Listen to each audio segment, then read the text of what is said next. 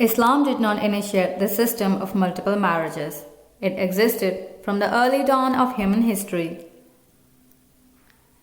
Even in Jews, Christians, Arabs, Hinduism, plural marriages were permitted and there was no restriction on having a number of women. Islam actually restricted it to 4 wives at a time. As it allowed many marriages, Islam also put obligation on men to provide other wives the same things what he does to the first one.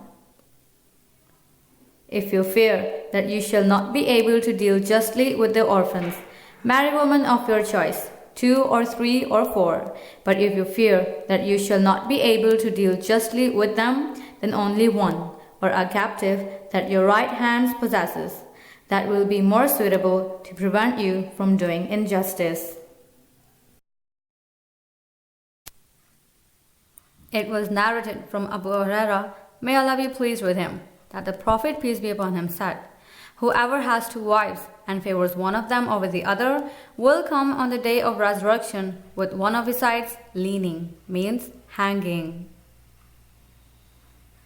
And you will never be able to be equal in feeling between wives, even if you should strive to do so.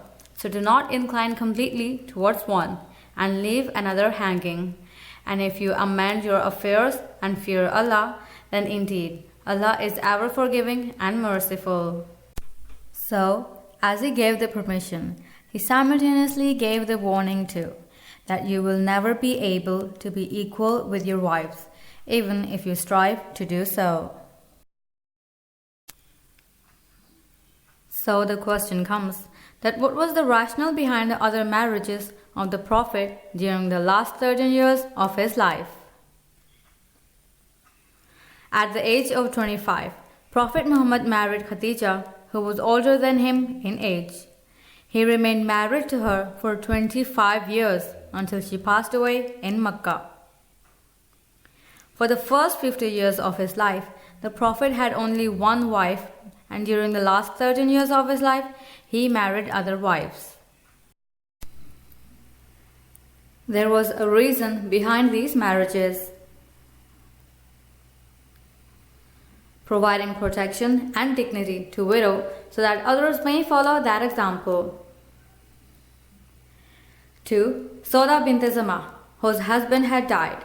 The Prophet, now a widower himself, married Sauda in order to provide protection to her, as well as to forge important link of kinship with his opponents.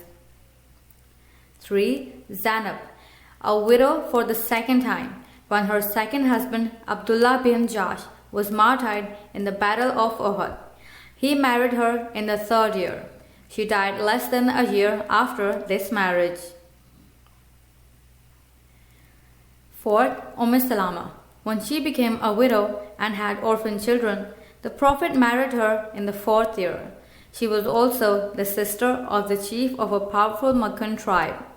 This marriage had the element of forging the link of kinship with his opponents in Mecca. 5th, Juwayriya. After the Battle of Banu Mustalik in the 5th year, the Muslims took 200 families of that tribe in slavery. Juwayriya, the daughter of the chief of that tribe, had become a widow. The Prophet set her free and married her. Why he did that?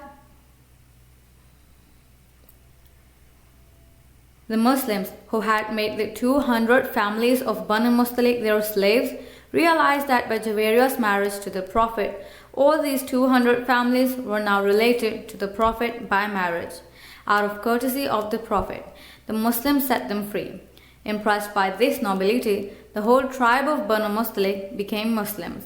By this marriage, the Prophet was able to transform a hostile tribe into an ally.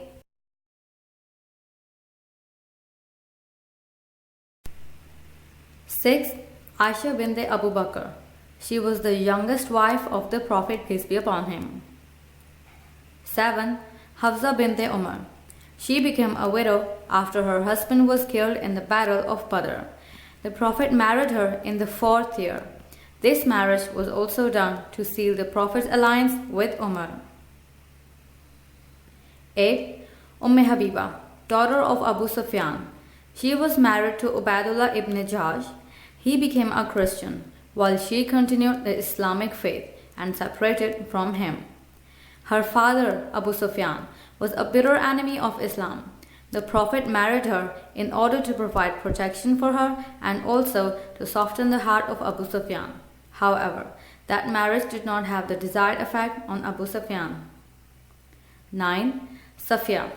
She was the daughter of the chief of Banu Nazir, a Jewish tribe of Khabar. She became a widow when her husband was killed in the Battle of Khabar. She was taken as a captive by the Muslim forces. The Prophet married her in the 7th year to maintain her noble status and also to establish marriage ties with her Jewish tribe.